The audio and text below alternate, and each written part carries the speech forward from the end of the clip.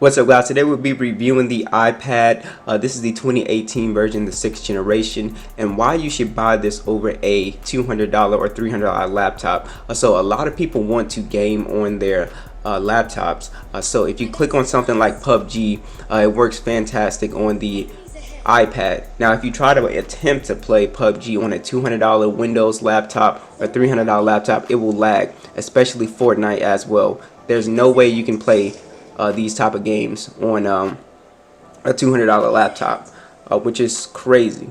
So for your money, the iPad 6th generation right now is going for $250, and now you can buy the 5th generation for about $200 on Amazon, and that is really sweet. Now the iPad is actually pretty powerful. You do have a full HD display at 9.7 inches. The only thing about the display is it does have sort of an older aspect ratio. It is a 4:3, so it's not wide angle, so you'll see a lot of black bars, which we'll get into.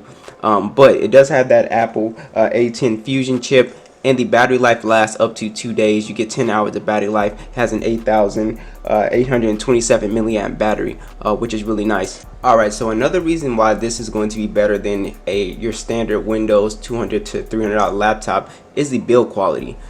Most of those laptops are actually plastic. This is, as you can see, aluminum, and it feels really nice. It has a very premium feel to it, has a really nice weight to it, and it's just overall a very nice feeling device.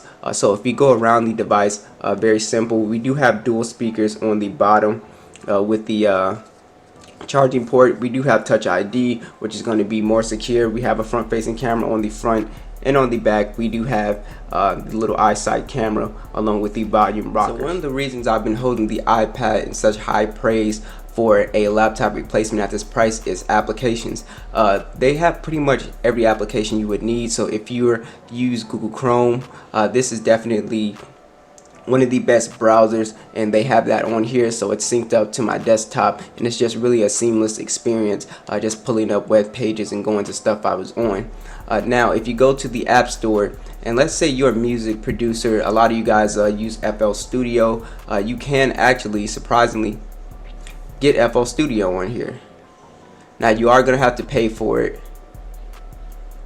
but it's not super expensive at all. You got FL Studio Mobile on here. If you're somebody that likes to draw, they even have Photoshop on here. So there's no shortage of applications on the iPad. It's literally everything that you would everything you need if you're an artist, if you make movies or whatever, or you like to make videos. They do even have iMovie on here, comes installed with it, which is really awesome. So with iOS 13, we're on iOS 12, but iOS 13 that's coming out, they will be implementing the file system in here, which means you'll be able to plug up your USB or SD card, and you'll be able to transfer files easily to your iPad. So if you guys know I like to mess with music and stuff, they even have GarageBand on here, so whenever you get little music ideas, you can go ahead and mess with GarageBand, and they have so much really cool stuff on here, a lot of really cool sounds and stuff that you can mess with, but I'm not going to get too much into that because I don't know how many people are interested in that. We can make a separate video about it. So if you are a student, and this is very important, Google Docs is definitely the way to go.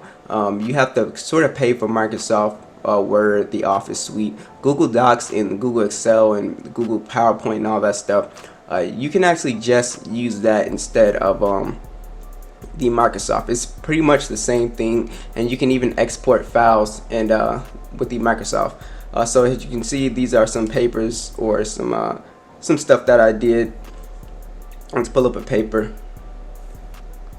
Let's try to kill its brightness, and as you can see, it's just a paper. You can write papers on here, very easy, no problem.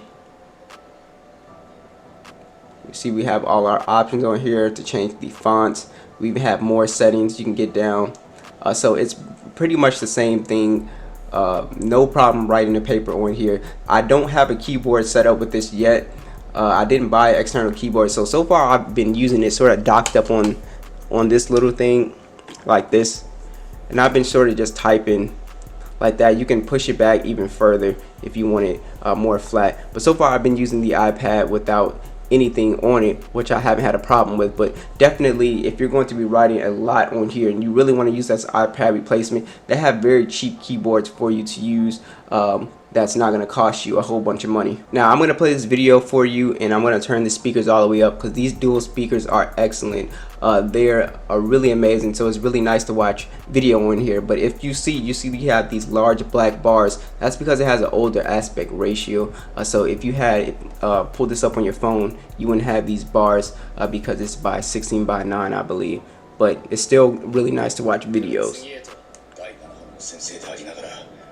お前たちをバラバラにさせてしまったのは俺の不甲斐なさだ。だらしない先生ですまない。サスケ、俺は同じことを何度も言うのはあまり好きじゃない。復讐に取り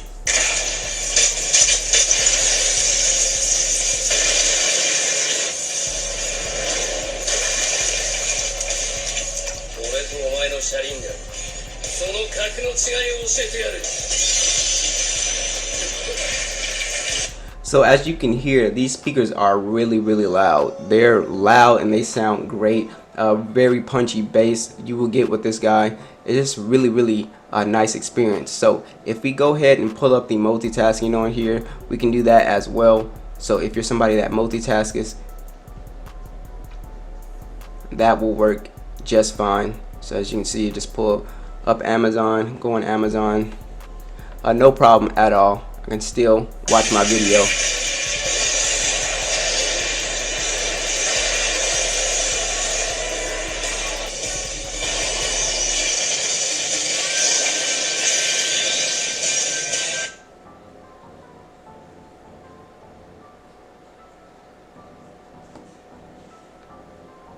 So as you can see, very nice, seamless experience.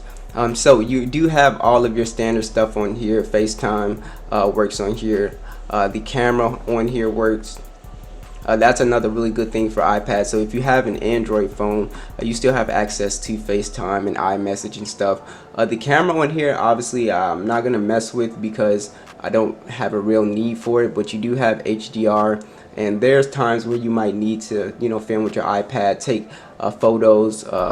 To be able to scan to fax and stuff like that. There are times you're going to use this, and this takes really great photos. I'm not going to lie, it takes great photos, and the HDR is pretty spot on. So definitely in good lighting. This is it's a decent camera.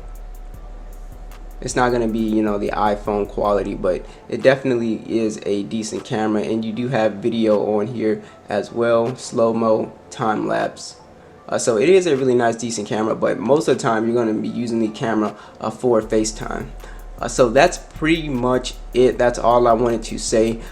This is definitely, it blows anything out of the water for $200 and $300. So if you're looking for a laptop around that price, if you're trying to go to college, this is definitely going to be the choice, just because you can do everything you can do on those laptops, and you can also do gaming, which is really important. You cannot really game on a $200 to $300 laptop. It's almost impossible.